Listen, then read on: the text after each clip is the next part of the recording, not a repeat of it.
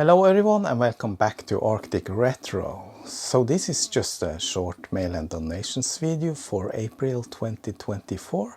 I didn't get that much, but I'm gonna show you what I have anyway.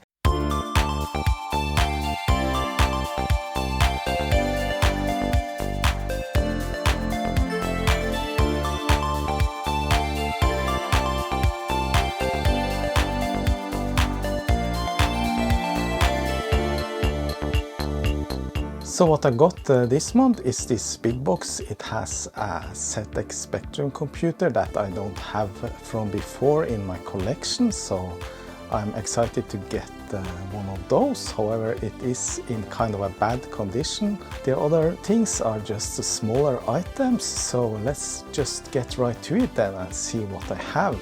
So the first package is this one. It came from John from Bergen, and he has been sending me stuff before. Yeah, this time I actually just bought a chip from him, but apparently he has sent me some more stuff. Let's take a look.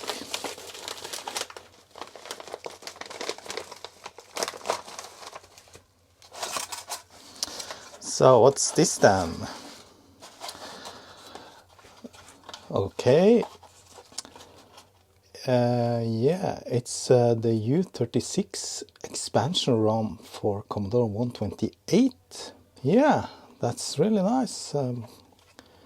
Expansion ROM, but what's on it? The practical way to upgrade your 128. So this is, yeah, it's a brand new box. I don't think, I know there are some various kinds of ROMs you can place in that extra ROM socket on the 128, but this one seems to be a new kind. So it says switchable ROMs, file browser and anti-grav toolkit, KeyDOS, GEOS 128 V2, Servant 128, various stuff, Basic 8 file browser. Haha, yeah, that's really cool. GEOS, ROM only, original disk required. Okay, KeyDOS, hold Alt on boot. Superchip, press help. Okay, I think we need to test this right away. Let me just open up the other things first, and that's the actual ROM. Put that to the side, and this is a recap kit for the C128 and C128D. Yeah, that's always nice to have. And this is the thing I actually bought from him. It's a VD7070. It's this controller chip, and it's for the Commodore 1581 floppy disk drive, which I recently built. No, I actually got several PCBs from PCBWay, and I also got most of the other parts as well, including a floppy disk drive that I can use. So I was actually thinking about building another one. This is one of the chips I need then, and yeah, he had one, so that's really nice. So I'm gonna build another 120, I'm gonna build another 1581. However, I'm not gonna film that or make any videos of that because I already did. But I think the first one or the second one, depending on which looks the best or works the best, I'm gonna sell. Anyway, thanks a lot, John, for the additional gifts here. Appreciate it. Here's a little letter with those modern new ways of buying stamps. You just buy a number and you just write it on the envelope. Online, of course. So what could this be then? Nicely packaged.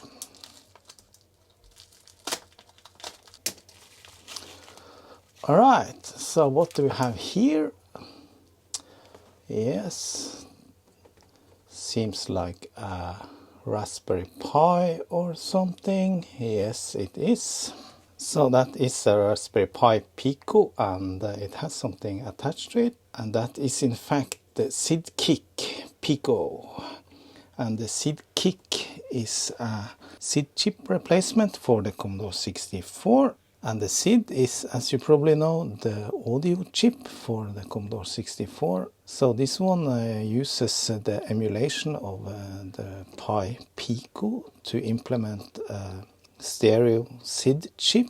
So you just replace the SID chip with this one and you have a let's call it a modern SID chip with more power than the original one.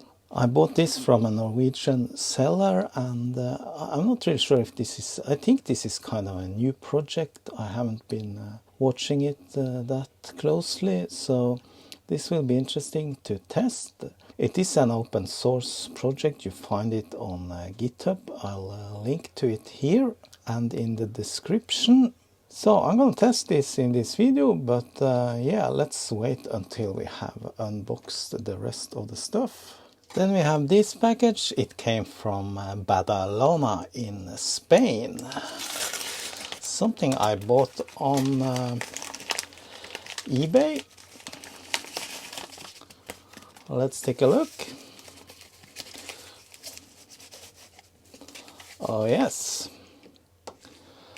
Look at that. That's very nice. XUM 1541. So this is one of those devices that you can use to hook up a 1541 floppy disk drive to a PC via USB. There's a USB port there, and you just connect this to your floppy disk drive, and that makes the floppy disk drive accessible from your PC. I have made such a device myself, or built one before. It's called it's called something similar. It was this one. It's using a small microcontroller, and yeah, it's you need a cable then connected to a 1541. So I think it's based on the same firmware probably, but I bought this because it looks a lot more handier, and yeah. And what can you use this for actually? Well, first of all, you can use it to back up your floppy disks directly to D64 image files on your PC, and you can also run software to do various other disk operations against the 1541 floppy disk drive. You can list directories and copy files and write files and stuff like that. And I think it works for other machines like the old PET drives and 1581 as well. Gonna test this in a while. Let's open the last package then. Yes, and this is that Sinclair machine I told you about, and I bought this from a Norwegian seller, or I consider it almost a donation. I paid almost nothing for it, considering the state of the machine. Let's take a look at it then. Yeah, it's too big almost to fit my desk. Yeah, I think that's the power supply. Then we have a machine. Nicely packaged. Power supply looks like a well-known Sinclair power supply, ZX power supply. It comes with a UK plug, but that can easily be replaced. Yeah, I see the cable has been somehow cut sometime, and there's no actual plug for it, but yeah, I don't think I have any need for that anyway. I have modern variants for that. Finally, the machine. Oh, there you go. It's a Sinclair 128K ZX Spectrum Plus 2. I have several Sinclair ZX Spectrums, and I have a QL, but I don't have a Spectrum Plus 2 that has a built-in cassette drive. So as you can see, it's in a pretty poor state, missing several keys. Here where the enter key is supposed to go, it's broken off, but the keyboard membrane underneath looks unharmed, but it doesn't have any screws. supposedly it is somewhat working according to the seller, but I don't know. Should I test it now? Yeah, let's just hook it up and see if we get any picture. Let's take a quick peek inside. So yeah,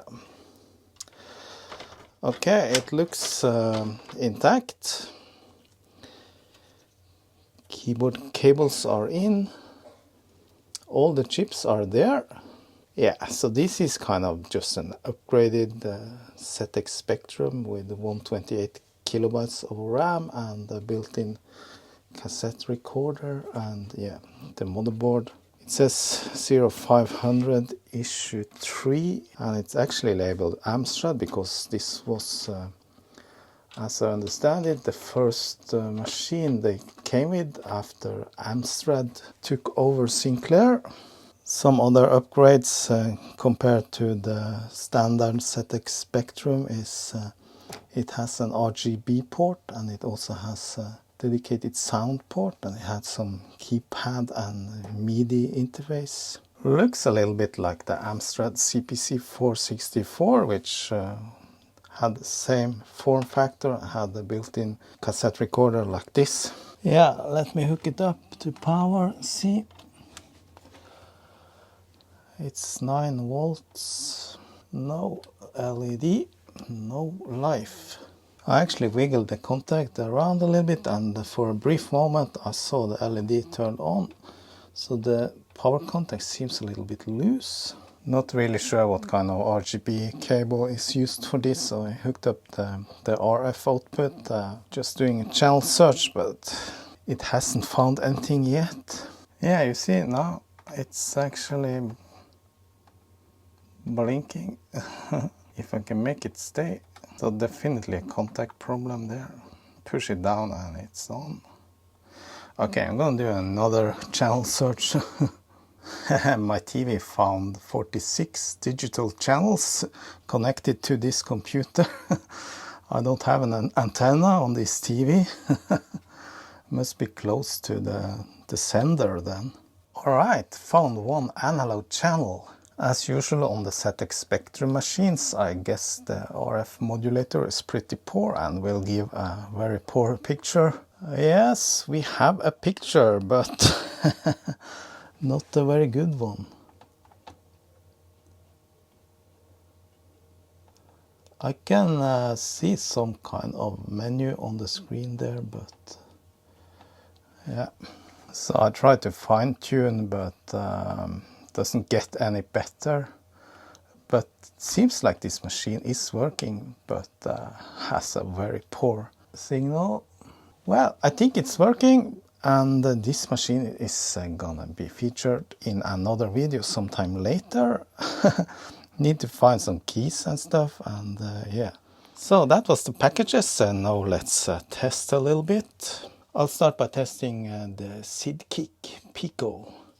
But first, let's listen to the original SID. I have set up my golden Commodore 64, which I built myself in a video series last year, so you should check that out if you want. I'm not gonna record direct audio or anything here, I'm just gonna listen through my TV.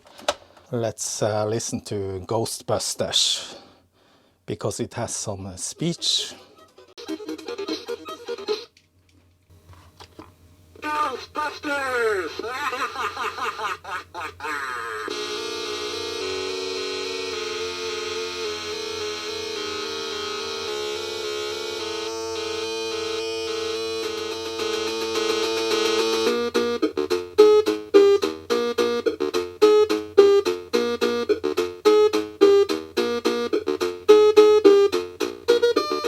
So that was the original SID, probably some crappy audio quality through the microphone, but let's try now with the Kick SID. And there we have the beautiful motherboard. It was built by PCBWay by a replica by BWAC, and it's the 250-469 Rev 4. Doesn't it look beautiful? Has a couple of modifications. As you can see, it has a memory module here, and that's the RF modulator replacement. Now it's a bit unclear what direction you should place it in, and I'm also a little bit worried if this will fit. It definitely won't fit under the shielding of this machine, but I'm not going to use it in this machine. The GitHub page says to check the labeling on the backside, but there's no labeling that tells you the direction.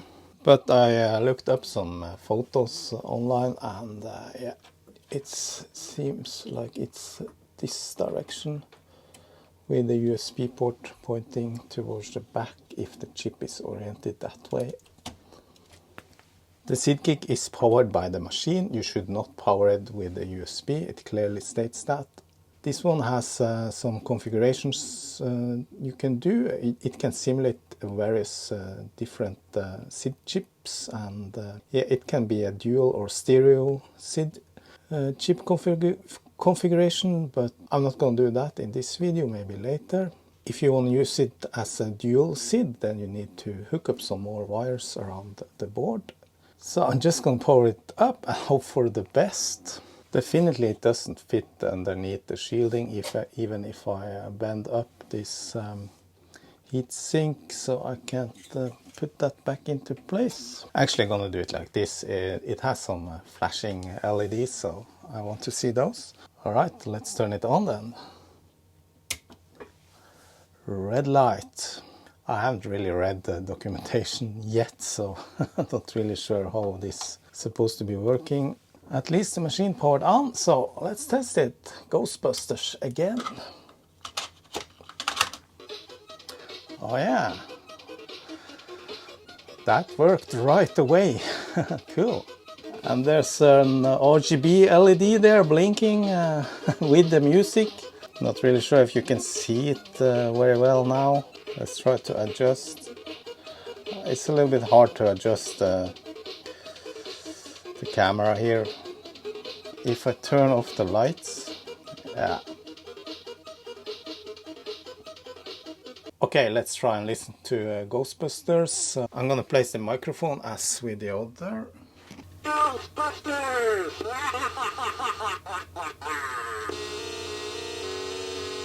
Yes.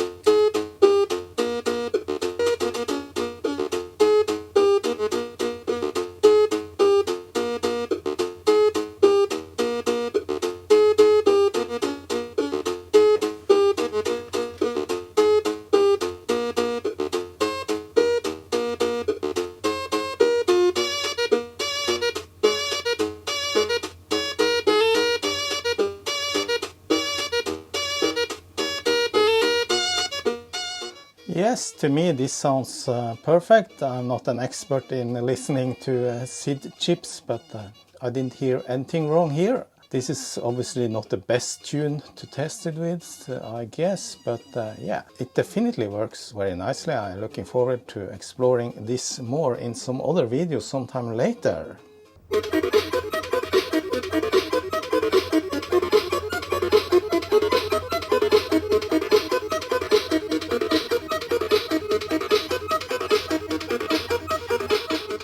Back to the original SID chip, I noticed it is louder than the SIDKick. I had to turn down the volume, and also noticed that it was much noisier when there's no music. Now let's test this one, the XUM 1541. As I said, it's a device you hook up to a 1541, and it can work with other machines as well, I think. I mean drives, and you hook it up via USB to your PC, and then you can use your floppy disk drive from a PC. Then we need a drive to test with. I got out this one. It's a VC1540, one of the earlier floppy disk drives for the VIC-20, and it's actually been repaired before, and its ROM is upgraded, so now it functions like a 1541. Let's see if it still works.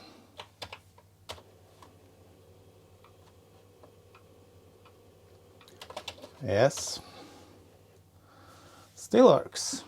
Now to make this work on your PC, there's some setup steps. You need some drivers and yeah, stuff. I'm not gonna go through that. I have already done that before since I've been experimented with this kind of device before. So I think everything is set up now. And you also need some software to control it. Okay, so let's hook it up and see if anything happens on the PC.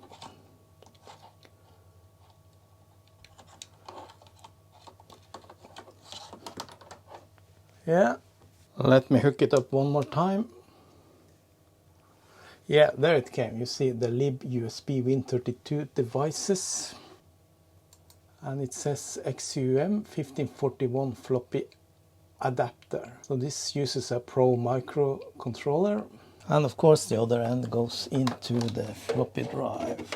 Then there's different tools you can use, but I have the OpenCBM program here or tool set, and this one can be used, for example, to copy a D64 image both ways, both from and to the drive. So let's try then. Let's copy from the disk in the drive to the PC. D64 copy, and then we enter the source, that's device 8, and then the destination is a file name, games.d64. Let's try that then. No plugin driver, okay. Well, it seems I was in the wrong directory. I was in the installation directory. This is the installed directory. You could obviously make a path. For that, I haven't done that. So D64 copy again, and 8 and games.d64. Yes, the drive started. Okay. It couldn't open the destination. The drive is blinking. I think I know what that was, because the process didn't have access to writing to that folder inside program files, so it went outside. Now I'm running from ctemp. Let's see if that works any better. No device found. Okay, let's try and reset everything. Well, I guess that's to be expected, to fiddle around a little bit, and yeah, stuff doesn't work 100%. So now I restarted the XUM and the drive. Let's try again. Drive spins up. Yeah. Okay, so now it actually works. So you can't run it inside of program files directly, because then the process doesn't have write access to that directory. So obviously this takes a long time. It's gonna copy every block on the whole disk. Seems to struggle a little bit with some read errors. That's probably due to the disk itself. I haven't really tested it properly. So it's working its way through it. Yes, and there it finished, obviously with a lot of read errors. Maybe this was not the best floppy disk drive to use this for as a test, but let's see, do we have a file called games now? Let's see on temp. Games, D64, let's open that up. Yes. Full of errors, obviously. Anyway, the device seems to be working. This is so far. I'm gonna test it in this video. So probably something wrong with the floppy disk, or maybe the drive is not properly aligned. I'm not really sure. So I said I was going to test this expansion for the 128. However, I just remembered now the only 128 I have working right now is in pieces. I have pulled some chips, and its motherboard is loose and everything. So I don't have time to actually test it now in this video. I think I might do a separate video about this one some other time. Alright, that was it for this video. It became a little bit longer than I thought, but that's how it is. I hope you enjoyed the content, and thanks for watching. Special thanks to my patrons, and see you next time. Bye bye.